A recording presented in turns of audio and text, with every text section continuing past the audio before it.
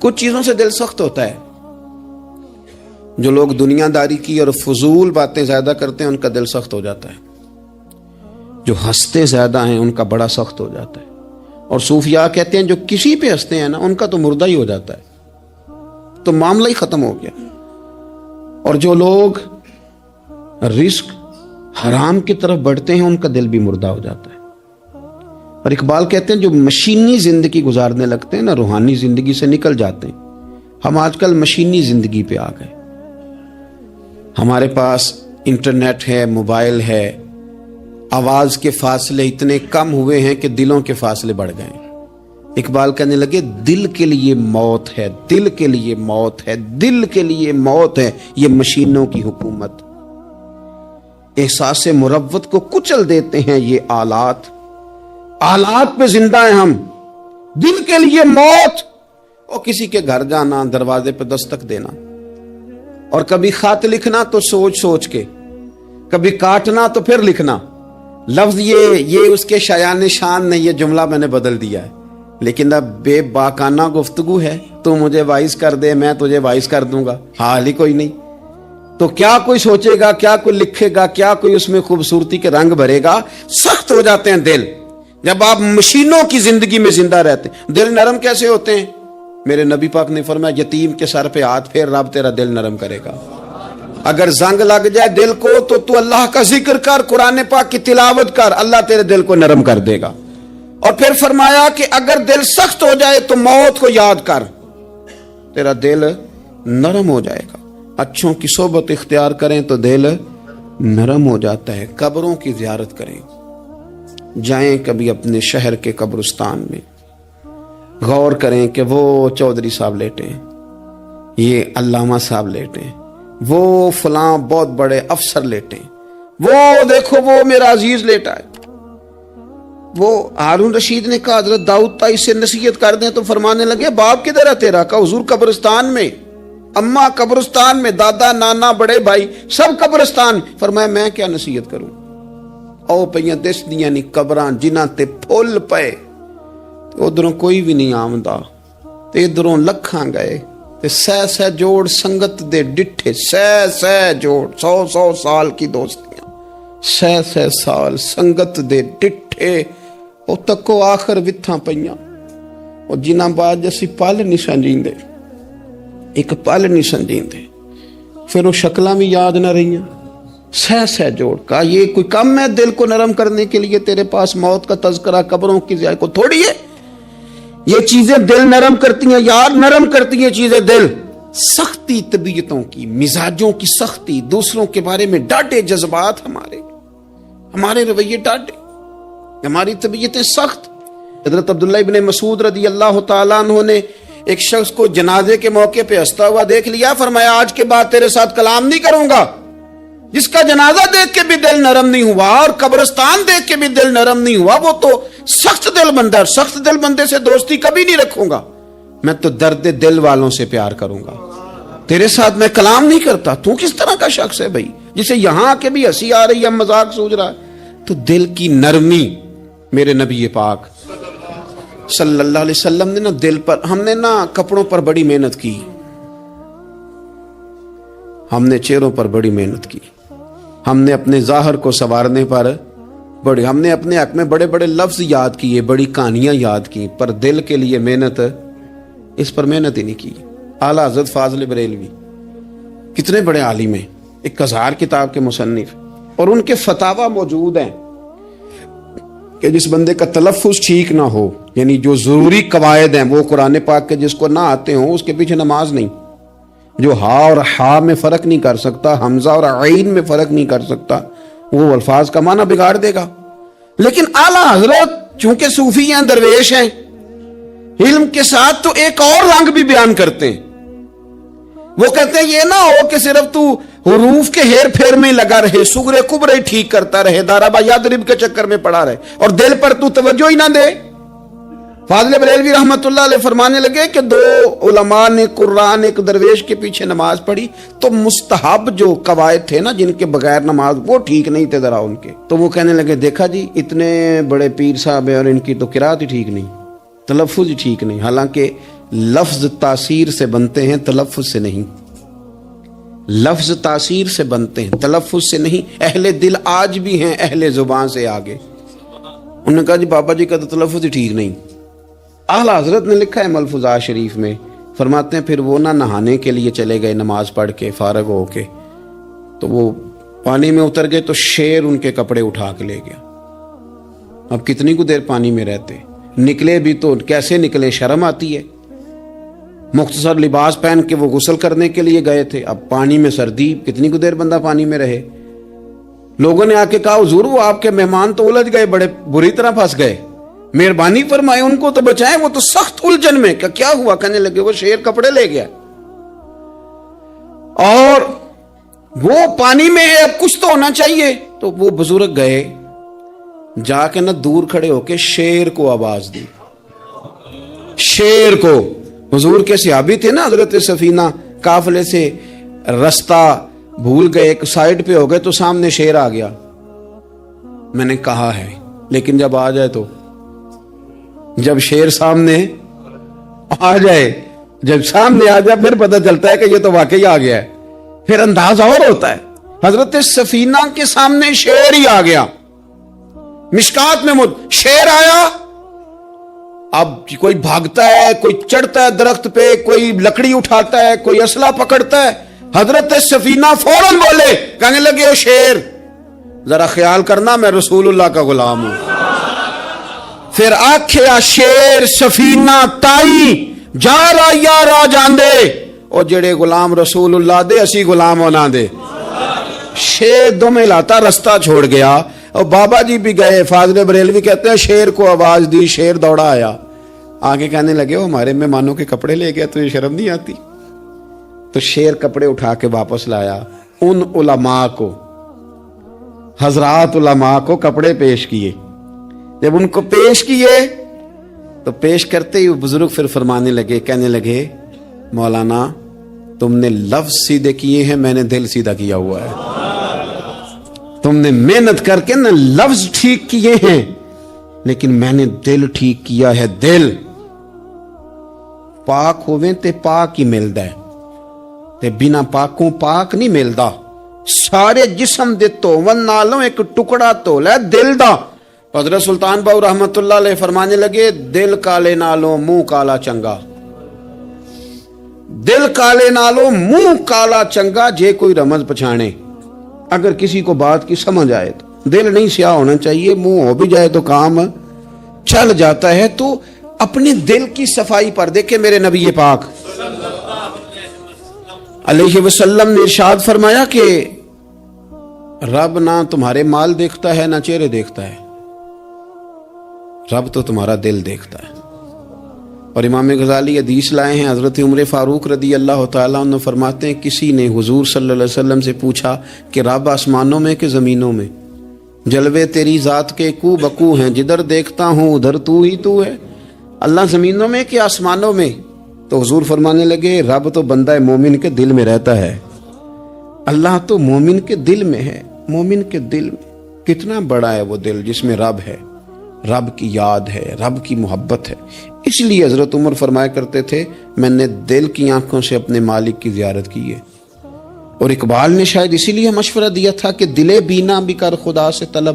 آنکھ کا نور دل کا نور نہیں، اللہ سے آنکھوں والا دل مانگ، اندھا نہ ہو جائے کہیں تیرا دل. دل بینا بھی کر خدا سے طلب، آنکھ کا نور دل کا نور نہیں. عزیز بھائی اللہ کے جلوے. لیکن ایک بات ذہن میں رکھنا، کسی گلاس میں تھوڑی سی غلاظت ہو نا، دودھ تو دور رہا، شہد تو دور رہا، اس میں کوئی پانی بھی نہیں پیتا. تھوڑی سی غلاظت ہو اور آپ کی آنکھوں کے سامنے وہ غلاظت دھل بھی گئی، صاف بھی ہو گئی، شرعی تقاضے پورے ہو گئے، پھر بھی کچھ لوگ کہتے ہیں میری طبیعت نہیں مانتی، میرا دل نہیں مانتا. صحیح کہہ رہا ہوں میں؟ او بھائی اتنی سی غلاظت گلاس میں تھی اور سادہ پانی نلکے کا، تو اس میں پینا پسند نہیں کرتا. اور اگر دل غلاظت سے بھرا ہو تو رب کی محبت وہاں آئے گی، خدا اپنا قرب وہاں رکھے گا. کسی سے جلنا، کسی سے حسد کرنا، کسی کے بارے میں عداوت رکھنا، کچی بولیاں بولنا. اور اب تو اتنا عجیب حال ہو گیا، جماعتیں جماعتوں کے بارے میں برا خیال کرتی ہیں. خانقاہ اور آستانوں کا یہ حال ہے کہ سبق پڑھایا جاتا ہے دوسرے کے خلاف، بس ہم ٹھیک ہیں. یہ تصوف ہے کہ نرا تو ٹھیک ہے؟ طریقت تو یہ تھی کہ میں ٹھیک نہیں، باقی سارا زمانہ ٹھیک ہے. تو کس چکر میں پڑا ہوا ہے؟ اعلیٰ حضرت فاضل بریلوی رحمۃ اللہ تعالی علیہ کے ایک درویش تھے، تو فاضل بریلوی رحمۃ اللہ سے کہنے لگے میں نے مرید ہونا ہے. فرمانے لگے پتر جلدی نہ ہو، جا سارا زمانہ دیکھ، اگر کوئی میری طرح کا مل گیا، مجھ سے بہتر مل گیا تو پھر میرے ساتھ وعدہ کر وہیں رہ جانا. ہاں اگر تیرے خیال میں نہ ملا تو پھر آنا. جا گھوم زمانہ دیکھ. یہ کیا بات ہوئی کہ آپ نفی کرنے لگے سارے زمانے کی اور کہیں صرف میں ہی ٹھیک ہوں، فقط میں ہی ٹھیک ہوں؟ یہ طریقت ہے؟ اور تصوف والے تو لوگ یہ کہا کرتے تھے میں تے بندہ ٹھگ جے لوکو، میں تے بندہ چور، اور جس دا خلقت کلمہ پڑھ دی او محمد ہور. وہ لوگ تو نفی کرتے تھے، وہ لوگ تو نفی کرتے تھے اپنی، کہتے تھے میں کوئی شے نہیں، میں تے بندہ ٹھگ جے لوکو، او میں تے بندہ چور. میاں محمد بخش صاحب رحمت اللہ علیہ، ایک عالم نگار نے لکھا تھا کہ وہ کچھ لوگ نا سکھ ہندو یہاں رہتے تھے تو ان کا نام محمد تھا چونکہ، تو بات کو شبہ پڑ گیا کہ شاید جن کا لوگ کلمہ پڑھتے ہیں نا مسلمان، معاذ اللہ یہ وہ والے ہیں. تو میاں صاحب اپنے بارے میں کیا کہ میں تے بندہ ٹھگ جے لوکو، میں تے بندہ چور، جس دا خلقت کلمہ پڑھ دی او محمد ہور. او میں تو ایک ٹھگ ہوں. حضرت میاں شیر محمد صاحب شرک پوری رحمت اللہ علیہ سرتاج ہیں اولیاء کے، پیر سید اسماعیل شاہ صاحب بخاری حضرت کرما والا شریف والے. وہ کہتے ہیں میں بیعت ہونے کے لیے جب شرک پور شریف آ رہا تھا تو رستے میں مجھے ایک بزرگ مل گئے. مجھے کہنے لگے کدھر جا رہے ہو؟ کون ہو؟ میں نے کہا میں سید ہوں اور میاں صاحب سے بیعت ہونے جا رہا ہوں. تو مجھے کہنے لگے وہ تو دنیا دار ہے، جیبوں میں ہاتھ ڈالتا ہے لوگوں کی، تو سید ہو کے رائن کے پیچھے کیا لینے جا رہا ہے؟ جیڑا بلے نو سید آکھے دوزخ ملن سزائیں، تو جیڑا بلے نو رائیں آکھے او جنت پینگا پائیں، چونکہ رانجا رانجا کر دی نی میں ہوں آپ ہی رانجا ہوئی. رانجا یاکھن ساریاں میں نو ہیر نہ آکھے کوئی. وہ تو کدھر جا رہا ہے؟ کہتے میں نے کہا بابا زیادہ باتیں نہ کر، ناراض ہو جاؤں گا. کہتے ہیں بابے نے کئی دفعہ رستے میں مجھے منع کیا، نہ جانا نہ جانا، فلانی جگہ چلا جا فلانی جگہ، لیکن میں چلا گیا. میری طلب صادق تھی. جب میں باہر جا کے بیٹھا تو اندر سے بلاوا آیا کہ میاں صاحب نے بلایا. اندر گیا تو یہ تو وہی بابا جی ہیں جو مجھے روک رہے تھے. تو میاں جی خود ہیں حضرت میاں صاحب. کہنے لگے بیلیا تینوں بڑا موڑیا پر تو مڑیا ہی نہیں. وہ تو روکتے تھے، اپنی نفی کرتے تھے. دل صاف دوسرے کے بارے میں، نظریہ صاف، کسی کے بارے میں خیر کا جملہ، کسی کی وکالت کرنا، کسی کا عیب چھپانا، کسی کے بارے میں اچھے لفظ بولنا، یہ مومن کی شان ہے. مومن کا دل ایسے سونا. میرے نبی پاک صلی اللہ تعالی علیہ وسلم نے فرمایا یہ میرا زید بن حارثہ ہے، اس کا دل اللہ نے نور ایمان سے بھر دیا ہے. ایمان سے دل بھر دیا رب تعالیٰ نے. ایک دن صبح صبح حضور نے پوچھا، اور داتا صاحب نے اس کو لکھا ہے، نبی پاک نے پوچھا آج تم نے صبح کس طرح کی؟ عرض کی یا رسول اللہ اس حال میں کہ میں پکا مومن ہوں. حضور نے فرمایا تو پکا مومن ہے، کس طرح؟ کہنے لگے یا رسول اللہ میں اس طرح کا مومن ہوں کہ سونا اور مٹی میرے لیے برابر ہے. پیسے آ جائیں تب بھی کوئی ٹینشن نہیں، نہ آئے. حضرت زید بن حارثہ رضی اللہ تعالیٰ عنہ عرض کرنے لگے حضور سونا اور مٹی برابر ہے، کوئی پرواہ نہیں. تو حضور نے فرمایا تیرے ایمان کی دلیل؟ عرض کرنے لگے یا رسول اللہ میرے ایمان کی شان اور دلیل یہ ہے کہ میں یہاں زمین پہ بیٹھ کے نظر اٹھاؤں تو میری نظر اللہ کے عرش تک جاتی ہے. میں بتا سکتا ہوں کہ جنتی جنت میں جا رہے ہیں اور راضی ہیں، جہنمی جہنم میں جا رہے ہیں اور چیخ رہے ہیں، میں بتا سکتا ہوں. حضور نے فرمایا پھر اس کی حفاظت کر، پھر اس جذبے کی حفاظت کر. جب دل صاف ہو، نور ایمان سے بھرا ہوا ہو. علم لدنی کب آتا ہے؟ علم لدنی نیک آدمی کو ملتا ہے جب بندہ متقی پرہیزگار ہو نا، ناجائز نہ کھائے، ناجائز نہ دیکھے، ناجائز نہ بولے، تو پھر اللہ تعالیٰ اسے علم کا نور دیتا ہے. جو لوگ کہانیوں میں الجھ جاتے ہیں نا، زیادہ باتیں کرتے ہیں، زیادہ گھومتے ہیں، زیادہ سازشی عناصر کا شکار ہوتے ہیں، ان کے تو حافظے کمزور ہو جاتے ہیں، یاد ہی نہیں رہتا، باتیں اتنی کرتے ہیں پتہ نہیں سویرے کیا کہا تھا، دوپہر کو کیا کہہ رہے ہیں. جب انسان کا دائرہ کار تقوی والا ہو پھر اس پر علم کی روشنی کھلتی ہے، پھر دروازے کرم کے کھلتے ہیں. اپنے دائرے محدود کر لیے جائیں، سوچے میں بڑے بڑے لوگ آپ کو زندگی میں ملیں گے، مشورے دیں گے، وہ جناب آپ کو پتہ ہی نہیں آپ کتنے بڑے ہیں، آپ فلانی جگہ کھڑے تھے، فلانے کے ساتھ ہنس رہے تھے. یہ آپ کو خراب کرنا چاہتے ہیں، کسی تکبر میں مبتلا کرنا چاہتے ہیں. آپ زمین پہ رہیں تاکہ زمین والوں سے رشتہ مضبوط رہے، دل کی صفائی، دل صاف ہو، کوئی حسد نہیں، کوئی کینہ نہیں. پتہ ہے سب سے بڑی بیماری کیا ہے بندے کی؟ خوفناک علامت کیا ہے دل کے بیمار ہونے کی؟ کہ کوئی بندہ بیماری میں ہے اور ادھر ایک بندہ اس کو دیکھ کے خوش ہو رہا ہے. کسی کو زوال آ گیا ہے، کاروبار ڈوب گیا ہے اور یہ دیکھ کے خوش ہو رہا ہے. مر گیا ہے اس کا دل، مردہ ہے، اندر کوئی دل نہیں. اب یعنی ایک بندہ رسوا ہو گیا اور یہ خوش ہو رہا ہے، دیکھا میں نے نہیں کہا تھا. جب کوئی کسی کی رسوائی، کمزوری اور کسی کے زوال پر راضی ہونے لگے تو پھر سمجھ لے کہ اس کا حال اتنا برا ہو گیا ہے کہ اب یہ اخلاقی طور پر مردہ زندگی گزار. ہمارا اب یہ حال ہے کہ ہم لوگوں کے دکھوں پر ہنسنے لگے. ہم کسی کے ہاں کوئی شخص تکلیف میں آتا ہے تو ہم اس کو کہکھوں میں اڑاتے ہیں. یارو زندہ قومیں یہ کام نہیں کرتی، زندہ قومیں یہ کام نہیں کرتی. میرے نبی پاک صلی اللہ علیہ وسلم نے فتح کے موقع پر بھی گردن کو جھکا کے بتایا کہ جب رب عروج دے تو پھر اللہ کی بارگاہ میں جھک جایا کرو. کسی شخص کے پتہ ہے ایک حدیث سنو، یہ مسلم شریف میں موجود ہے. حضور نے فرمایا ایک بندہ گناہ کرتا تھا، پھر اس نے توبہ کر لی. اگر کسی نے دوبارہ اسے وہ گناہ یاد کرایا کہ تو یوں ہوتا تھا، اگر کسی نے اسے دوبارہ گناہ یاد کرایا تو یاد کرانے والے کو اللہ سزا کے طور پر مرنے سے پہلے پہلے اس گناہ میں مبتلا کر دے گا. خفیہ تدبیر آئے گی اللہ کی. جس کو اللہ نے معاف کر دیا، زمین آسمان بھول گئے، فرشتوں کے دفتر سے اس کا گناہ محو کر دیا گیا، تو نے کیوں یاد رکھا؟ لیکن ہمارے دل اس طرح کے ہیں، خیر کی خبریں نہیں دیتے. ہم خیر کی خبر نہیں دیتے، مثبت بات نہیں کرتے. ہمارے رویے دوسروں کے بارے میں سخت ہیں. یعنی بہو سے داماد سے اختلاف ہو گیا، پھر اس نے معافی مانگ لی، پھر ہم نے معاف کر دیا، پھر ایک سال کے بعد دوبارہ لڑائی ہوئی تو پچھلی بات دوبارہ یاد کرنی چاہیے تھی. اس کی تو معافی دے دی تھی آپ نے، لیکن آپ نے پھر یاد کر لی وہ بات. اس کا مطلب ہے آپ نے صلح کی تھی، دل صاف نہیں کیا تھا. دل جب آپ صاف کر لیں اور پھر معاملہ ختم ہو گیا، پھر آپ پھر نکال پھینک کے ساری چیزیں. مسند امام احمد بن حنبل میں حدیث ہے، حضرت انس بن مالک رضی اللہ تعالیٰ عنہ کہتے ہیں میں بھی بیٹھا تھا، حضرت عبداللہ ابن عمر رضی اللہ تعالیٰ عنہ بھی حضور کی بارگاہ میں بیٹھے تھے. نبی پاک صلی اللہ تعالیٰ علیہ وسلم نے فرمایا ابھی ایک شخص تمہارے پاس آنے والا ہے، تیاری کر لو، آنے والا جنتی ہے. کہتے ہیں ایک شخص اندر داخل ہوا تو سادہ سا بندہ، داڑھی سے پانی کے قطرے گر رہے، جوتے ہاتھ میں پکڑے یا بغل میں دبائے، وہ آ گیا، حضور سے بات چیت کی، چلا گیا. ہم بڑے خوش تھے کہ کمال نہیں ہو گیا جس کو حضور نے دنیا میں جنت کی بشارت عطا کر دی. اگلے دن اس نے اتفاق، ہم اسی جگہ اسی حال میں بیٹھے تھے کہ پھر محبوب نے فرمایا ابھی ایک بندہ آنے لگا، جنتی ہے. کہتے ہیں وہ بندہ آیا تو دیکھ کے حیران ہو گئے، یہ تو وہی کل والا ہی بندہ ہے.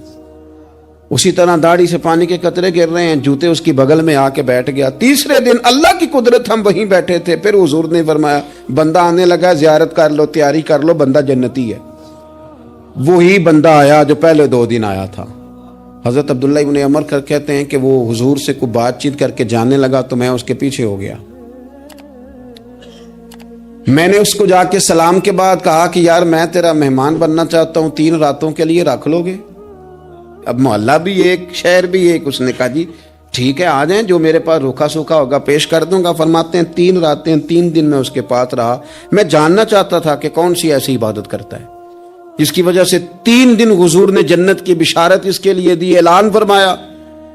کہتے ہیں میں نے کوئی غیر معمولی چیز نہیں اس کے اندر دیکھی، کوئی انوکھی عبادت نہیں دیکھی. عشاء پڑھتا، فجر تک سویا رہتا، میں تہجد کے وقت اٹھتا، نفل پڑھتا. 3 راتیں یہ ہوتا رہا. ہاں جب وہ کروٹیں بدلتا تو اللہ اکبر کہتا، باقی وہ سویا ہے، فجر میں اٹھا ہے. صدقہ بھی خاص نہیں اس نے دیا، خیرات بھی میں اس سے زیادہ کرتا رہا، مجھے کوئی خاص چیز نظر نہیں آئی. تیسرے دن میں جانے لگا تو میں نے اسے کہا یار سن، مجھے کوئی ضرورت نہیں تھی تیرے گھر میں قیام کرنے کی، میرا گھر قریب ہی ہے۔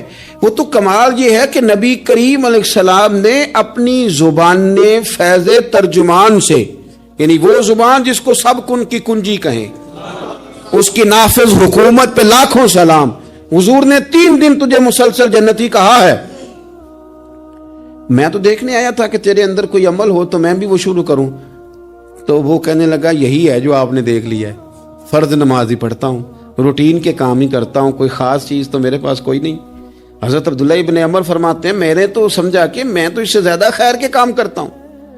اب میں سوچتا ہوا وہاں سے نکلنے لگا کہ پھر کیا خاص بات ہے جو نبی پاک نے 3 دفعہ اسے جنتی کہا ہے۔ جب میں نکلنے لگا نا، دروازے پہ مڑنے لگا تو اس نے آواز دی، کہا یار سنو، ایک بات یاد آئی ہے۔ میں نے کہا وہ کون سی؟